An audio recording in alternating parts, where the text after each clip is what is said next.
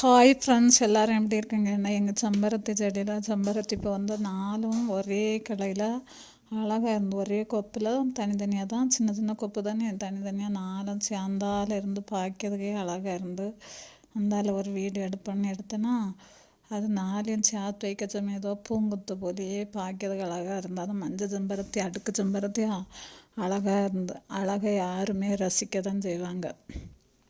அது வந்து இயற்கையான அழகெல்லாம் பார்க்க சமயம் நம்மளை அறியாமலே ஒரு சந்தோஷம் வர பார்க்கணும். ஒன்று சொல்லிகிட்டே இருப்போம்.